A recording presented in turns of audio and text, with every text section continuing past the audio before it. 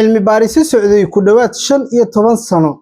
ayaa sheegay in Islamic bankigu uu kobciyo dhaqaalaha balse su'aasha dhabta ah waa ma run dhab ah baa mise waa sawir la qurxiyay daraasad la sameeyay 2025 ayaa falanqeysay daraasado hore loo sameeyay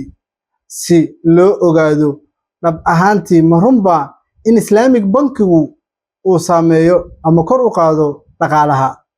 natiijooyinka guud waxay sheegeen in ay jiraan saameyn togan markii la fiirinayo kow helitaanka adeegyada bankiga ama maaliyadda labo xasilinta marka ay jiraan xaaladaha dhaqaale iyo ugu dambeys taageeridda ganacsiyada yaryar sababta Islamic bankigu u shaqeeyo waa taas maxaa yeelay Islamic bankigu wuxuu ku dhisan yahay wadaagista qataraha iyo faa'iidooyinka halka oo ka ahaan lahaa mid bixiya deen saaran ribo taas ayaa ka dhigaysa Islamic bankiga inuu yahay mid u dhow dhaqaalaha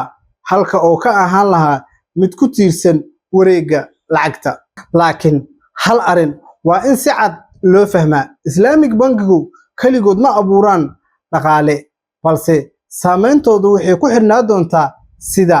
nidaamka dawladdu uu u shaqeeyo sidoo kale intane horumar oo u sameeyo suuqa iyo awoodda ay leeyihiin hay'adaha maaliyadeed haddii arrimahaasi ay daciif yihiin Islamic bankigu sidoo kale uu xadidnaan doonaa ganacsiga iyo dhaqaalaha ma kobcaan oo kaliya nooca finansiga aad heli karto balse waxay kobciyaan marka ay isku yimaadaan nidaam sax ah maamul wanaagsan iyo istiraatiijiyad cad Islamic bankigu waa mid ka mid ah nidaamka balse ma ahan dhammaantiis gabagabadii cilmi baaristu waxay sheegtay in Islamic bankigu uu leeyahay saameyn togan ee dhanka dhaqaalaha ah balse waa qalab ee ma ahan xal haddii si sax ah looga faa'iideysto Islamic bankigu wuxuu taageeri karaa dhaqaalaha balse haddii aan laga faa'iideysan saameyntiisu waxay noqon doontaa mid xadidan